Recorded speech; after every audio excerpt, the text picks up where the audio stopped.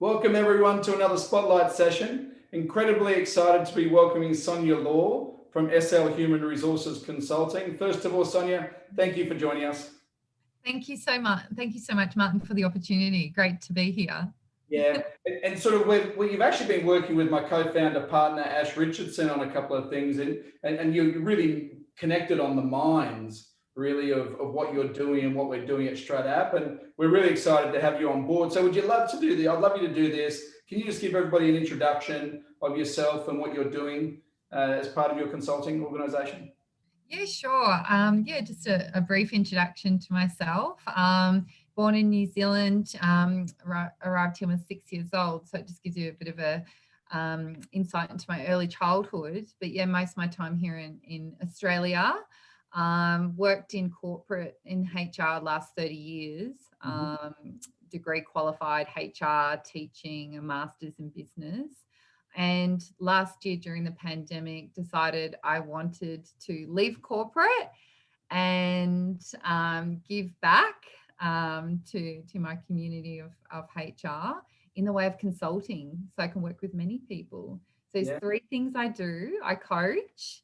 I also do employment matters, and I do a lot around wellness and fitness because I believe in the holistic self. So they're the three things I do, and a lot of recruiting, seeking out talent. I'm an executive search consultant as well. Yeah, fantastic. Well, we're excited because you're actually, you touch on, well, I'm going to actually give yourself and us a bit of a plug. You actually made a comment on LinkedIn about StratApp on actually an Atlassian post. So we thank you very much for that. It was very kind of you. But Very welcome. You and I are sort of getting to know each other as well. And one of the things that I've really gravitated towards yourself is around the way you look at diversity and inclusion, right? Which our technology is very passionate about. It's taking everyone on the journey. There's no one should be left behind. So do you want to share a little bit more about your passion on that? Because I'd love to share that with the audience and maybe dive a bit deeper as well. Yes, great question. Thank you. I guess diversity inclusion is really different for everyone, and it's typically based on our experiences, our life experiences, and where we were born, and sort of our perspective. I've always taken a pretty sort of broad view, and it's probably from my early childhood years of finding diversity quite interesting. So people with different thinking and different backgrounds makes the workplace a really interesting place, and it actually leads to more engagement and also lower staff turnover. So I had many employees say to me, you make it really hard to leave here because it's such a fun place to work. Everyone's so interesting. Awesome. Yeah. So I'm probably not someone who just employs someone like me or the same people. Yes. I definitely pick people from lots of different backgrounds and thinking, because that's really when it thrives, and you get different opinions, and you get actually innovation as well. Yes. So there's lots of ways you can do it, but it's definitely recruiting it in and living it in a really authentic way. So it's not just to tick the box. Yes. We've got D&I. It's actually the senior leadership role modeling diversity and inclusion. Yeah, well, now you touch on something really interesting because I think we tend to gravitate towards people who we have natural connections with. Yes. Whether it's personality or whether it's background or whatever it may be. So what would you say to a leader who wants to open up to be more diverse? What would sort of you give you some advice to? What are the things that they need to consider? Yeah, the top two things I would say is to lean in and listen. Yeah, definitely. That's the most natural thing I do. If someone is different from me, I lean in and I listen and I learn. Yes. So lean in, listen, and learn. Yeah. Really. And you appreciate. When you really appreciate in an authentic way someone that has a different perspective or from a different background. It's really interesting, and you Yes. become engaged. Yeah. And really, it's those conversations, those interactions that you have in the most authentic way, no matter what the scenario is. Yeah, actually, that's how leaders can most authentically do it. Yeah. You talked about earlier, I don't know if it's going to come back to a vulnerability word, maybe. I don't know if it's going to come back to vulnerability. But we talked a bit about earlier the empathy side of leadership, Yes. right? Compassion, Mm. gratitude. And, a lot of us, we believe we are a leader, but we have to actually have a persona, I guess Yes. is the word. But you talked about that empathy and gratitude. Can you just maybe share a little bit more what your thinking there is? And again, how do you help leaders if it's not their natural approach and Yeah. it's run, win at all costs? How do you coach that leader to maybe take a step back and really review what's important? Yeah, this is something I've really observed the last 10 years with the senior leadership team. And um, CEO was quite honest about saying that he didn't feel like he had, much empathy, and Mhm. that's why he hired me. Yeah. So that's obviously a very good CEO, because they know where the, Oh, it the should. gaps are, and they hire it in. Yep. Yeah. So what I would do is, when I noticed Yeah. that he displayed empathy, I would, afterwards speak to him and say, like, I really like the way that you were really vulnerable, and Mhm. talked about how difficult it was to do those, redundancies, and to let people go. And, often it's, when they're most vulnerable, people lean in and become engaged by them, because they're not their normal sort of reporting out. Their persona changes, their tone changes. Yeah. You can hear a bit of emotion in their voice. So it's really just letting them know that that was effective, Mhm. because that's what they do want to be able to communicate sort of effectively. And that's I use that word because for CEOs, they want that. Yes. Um, so yeah, it's really just to be them, to basically acknowledge it when they do it, and say, look, that was, positively reinforce it. Yeah. And explain what that's done to the culture, that's done to people's experiences, how well they've accepted the change, how Yeah. well they've accepted difficult information, how much easier that's going to be for us to adapt, and then to create a different, different path forward. Yes. Because the longer that a company, when you are going through things like restructure, they grieve the people that are left behind and that you've lost. Yeah. And then that grief itself can really be quite disruptive to business, and not very productive. Yeah. So, leaning in, being vulnerable, is not wallowing in it. It's Mhm. actually picking yourself up, saying, meeting it with the right words, with the right actions, and moving on together as a group, Yeah. and pushing sort of forward. And But acknowledging what has happened at the same time. So yeah, that's helping right. them to understand it, and then they can process it, and then we can move it forward. Yeah. And the same process is really for diversity as Yeah. well. If Yeah. there's been some conflict, or, within the organization, or, not respecting, then it's acknowledgement, and then it's, understanding, education, and then moving on. It's a really good strategy for most, change management. So I'm going to ask you a question, and you've got you've got the same level of experience I have, as in tenure of years that we've worked in the corporate world. Let's go back, 20 years ago. Are you seeing the big shift in leadership style now? Because even some of those points that you talked about around acknowledgement, or we talked about empathy, they weren't necessarily, I know when I started in the business world, they weren't necessarily natural traits. Oh, absolutely. Very hierarchy driven, very top down. You were Oh, told yeah. what to do and you just got on and did it. Well, through our technology, we've said there's going to be a better way. There's got to be a better way to lead your company, to align, Absolutely. prioritize, and get everyone on board in a way that they need to be empowered, not the way that we traditionally said empowerment work. So have you seen over those decades, have you seen the big shift? And what's the really, I'd love to pick one or two, three really strong traits you're seeing really good leaders today. Yeah, absolutely. In the past, my mum was national sales manager for an international publishing company. Yeah. So I saw her, be deputy sales manager, national sales manager, then on the leadership team. And I very much saw the way that she was operating, was working very long hours, Yes. working very hard, and it was literally all business, no pleasure, and you didn't really talk about your personal life.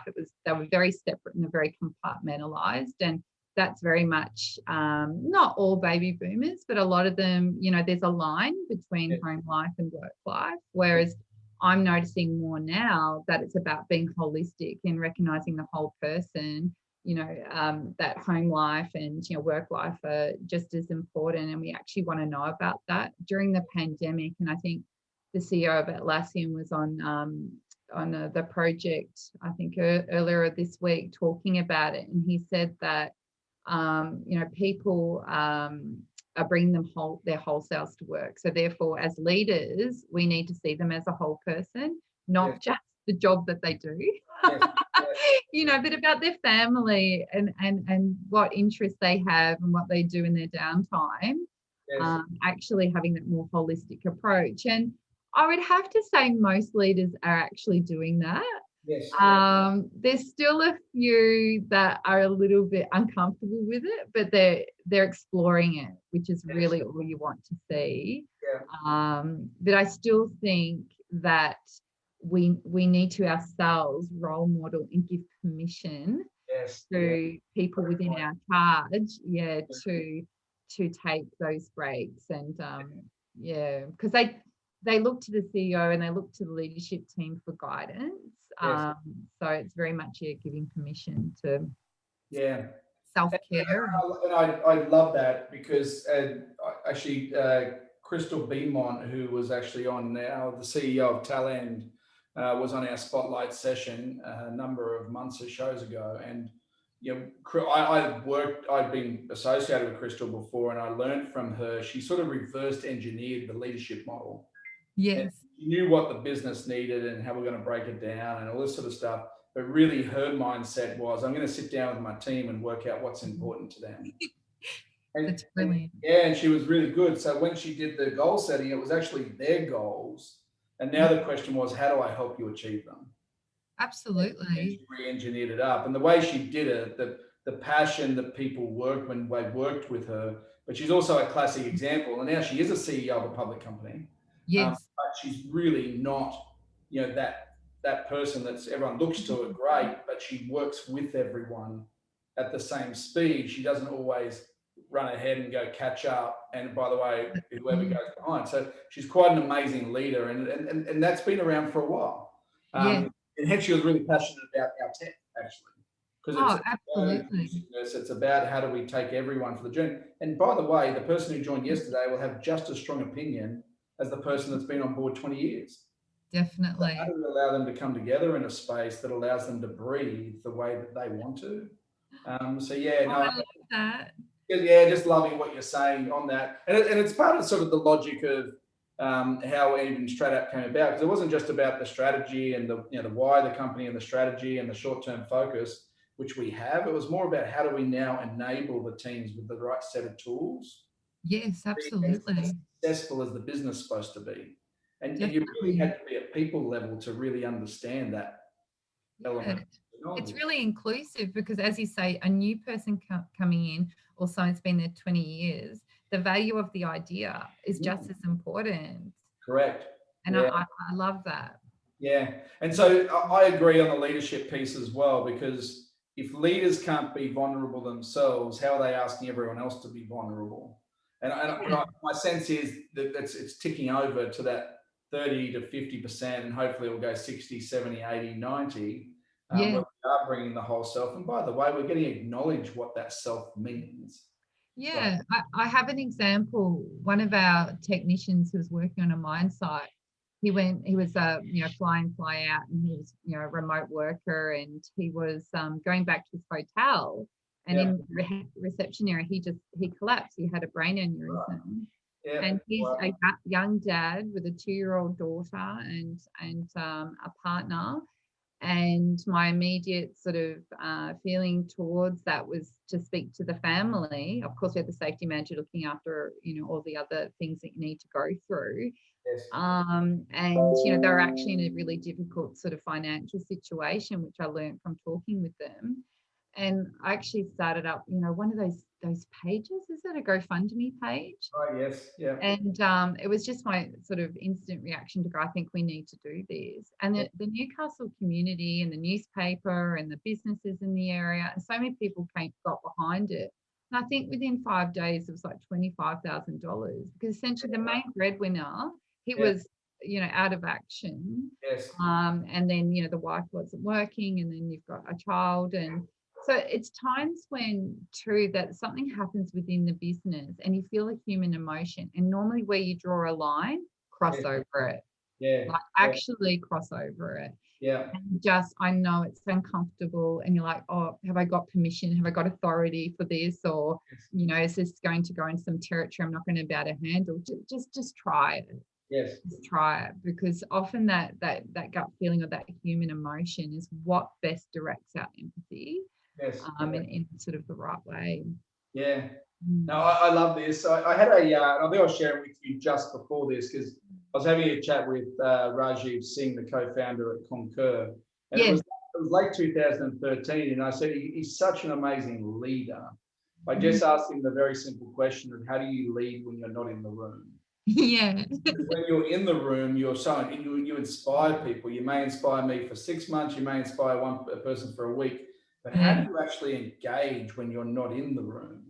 And that was a really interesting thing of how do we participate at all levels of the organization where it's completely contextual, but a simple thing like a thumbs up. Oh, absolutely. CEO, it just fuels the energy that they're looking, but they're trying to understand as well how they can help me.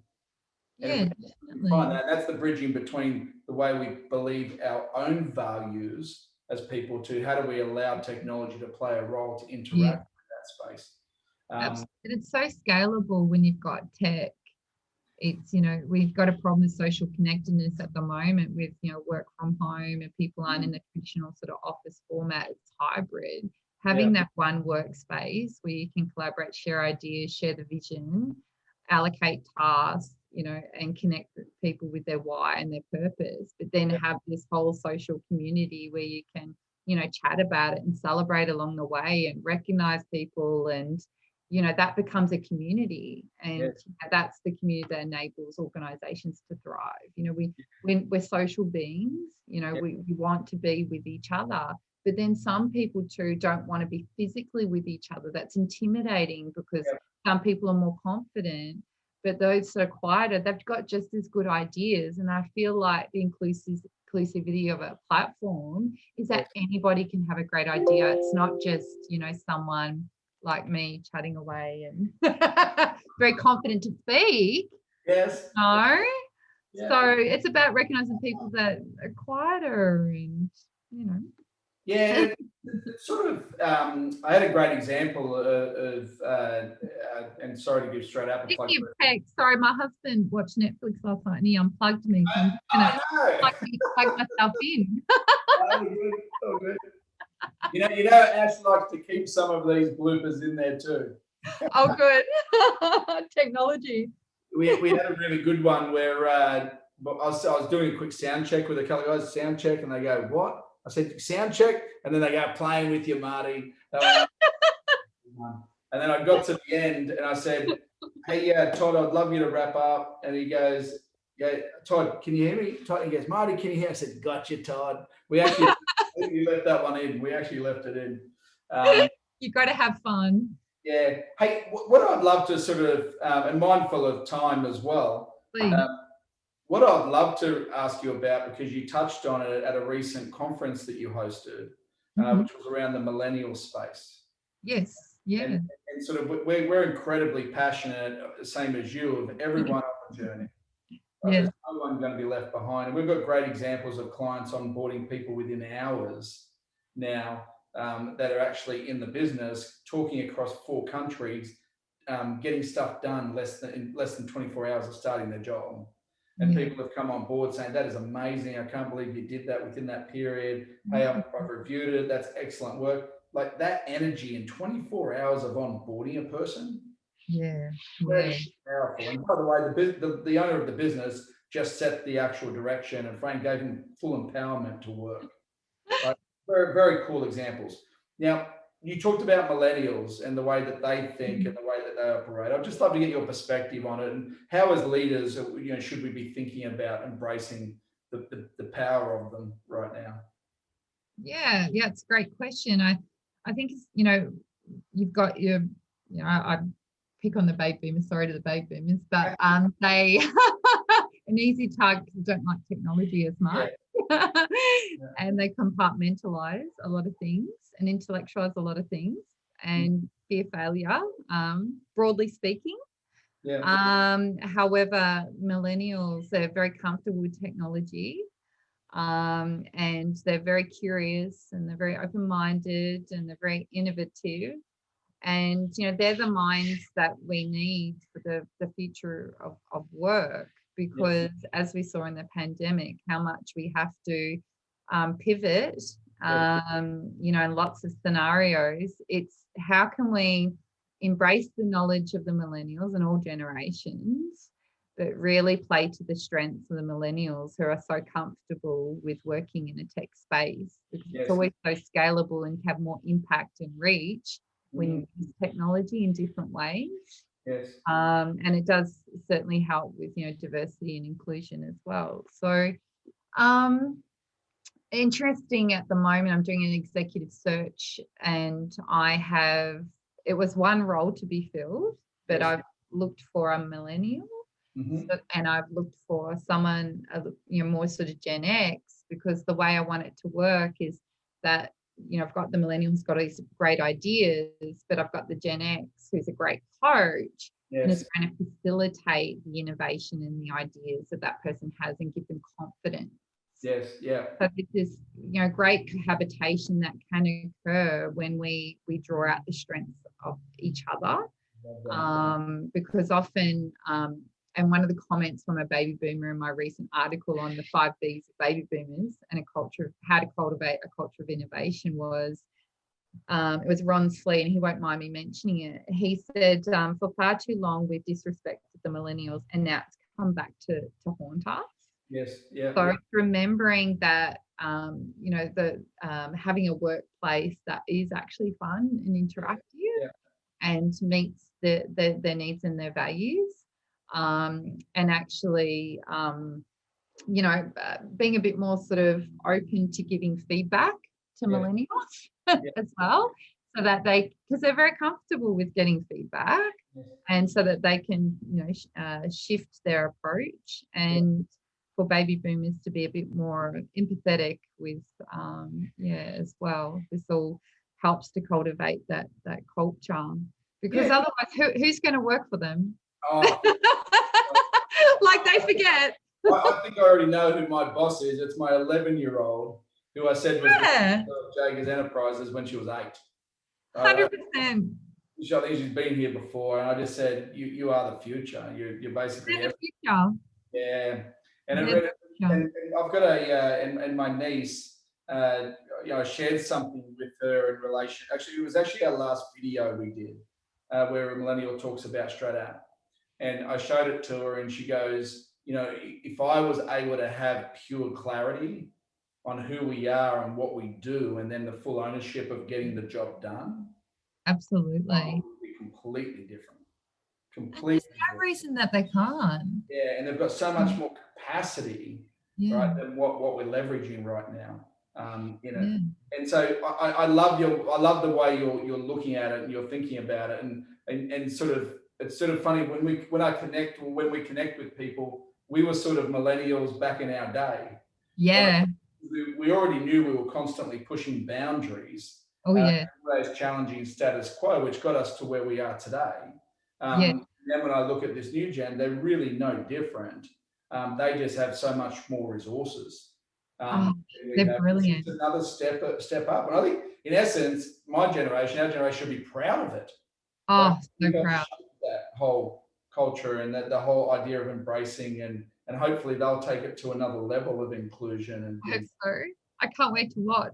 Yeah, exactly right. Exactly See right. what they I'm do. going to ask you just one final question. You connected with Ash, my co-founder partner, and I'd just love to get your thoughts on what you saw in StratApp in relation to what you were doing, and how you were thinking about what we're doing in the market and how that potentially helps what you're doing and how organizations are moving in the market.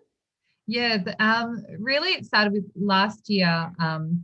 We at Salah Hitachi received an award for solving society's problem, which was the problem was social connectedness during the pandemic. So we leveraged an IT platform that essentially connected people during that period of time. Yes. And so I've got a bit of a tech background. I used to program. Yeah. So I love IT. I'm not afraid of it. I think it's, it's great. So I'm always thinking about what's the IT solution, what's the problem first, what's the social problem, and Hitachi's really big on that. So, and then thinking about how can I use IT to solve the problem. Yes. So as a HR professional, when I'm out listening to people, in sort of leadership, I hear about a lot of inefficiencies, particularly having lots of different programs and workspaces and so forth. And then when I was sort of looking at StratApp, I think, well, this is just one platform for one thing. You're going to one spot, not various. You can collaborate there. You can share ideas there. You can set the purpose, connect people with, what you're doing, why you're doing it, allocate tasks so people can get job satisfaction. Yep. I really connected with, wow, you could put knowledge in there from your baby boomers, and then you can, tap in your millennials for a greater innovation. Yes. And really sort of harness that sort of, that innovation, that growth sort of mindset, which is so important for an organization in order just to grow and, to get better, because that's the idea. Yes. We want to get better at what we do, but we need to start with a growth mindset. But we also need to leverage technology so it's scalable and that we're all on the same page, heading in the same direction. Yes. Because we're a business after all still. Yeah. So, and, it's a great way to approach, problems.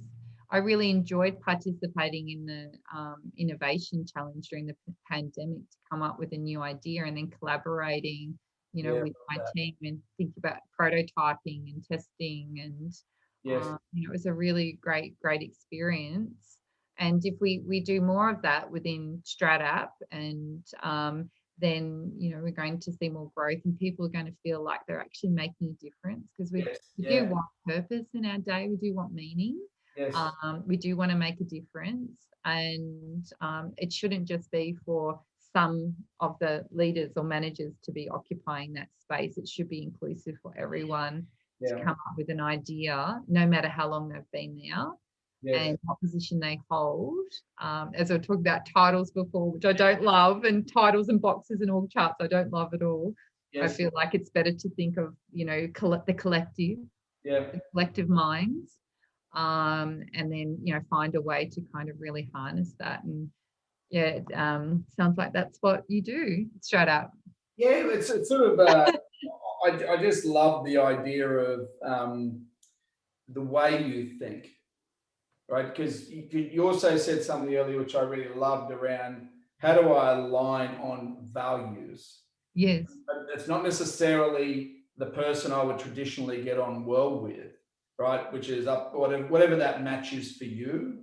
It's the values, and values are a little bit different, because values can mean one thing to millions of people, right? And as long as you've got the same values and everyone understands them, everyone can form their own opinion. Does it match mine or not?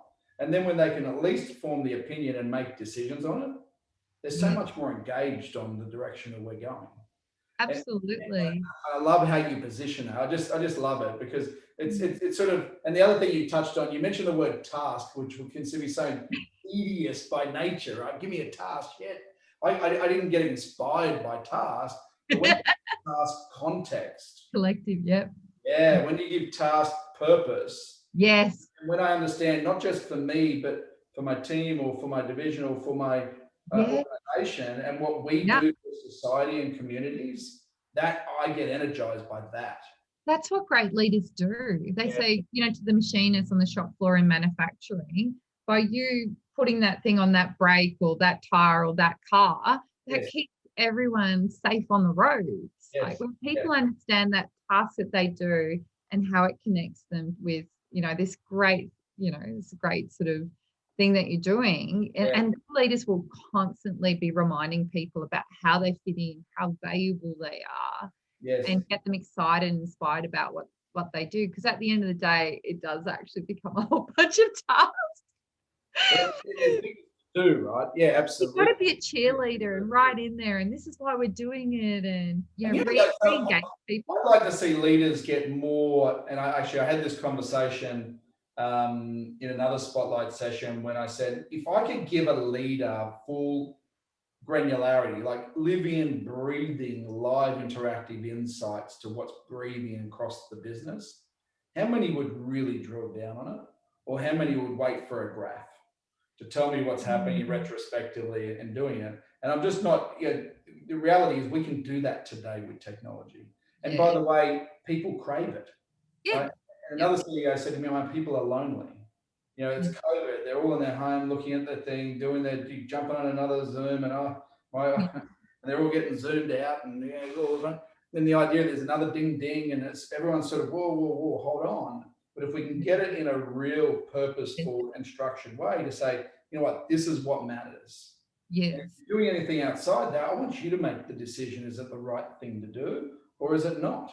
Right? yeah, I love the mindset, 4-day weeks. I love it, but unless you can really enable it, yes, it can get very wild very quickly. And that's what absolutely, we're passionate about, helping people just drive back to. So if Martin gets the ability to work a 40-hour week, but Martin says, you know what, I know exactly what I need to do. I could do that in 32.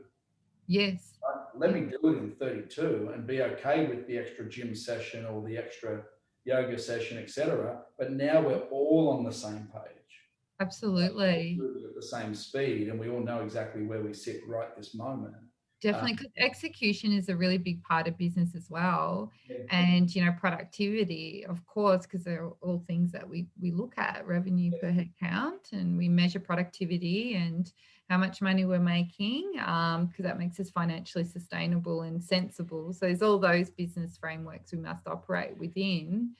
Um, but yeah, it's yeah, I mean, that's probably the boring stuff, but you got to think of that stuff as well. oh, So. that's awesome. I cannot thank you enough. We're really excited to be working with you. You come with an aura, you come with an energy, and I just love what you're doing in relation to how you're working with organisations to help them advance in a new world. And I hope our partnership flourishes. And I just wanted to say, on behalf of Ash and I, the team at Straight Up Now Audience, thank you very much for joining us on Spotlight. Very welcome, Martin. Thank you for the opportunity. Great. Thanks, Sonia. Thank you. Bye.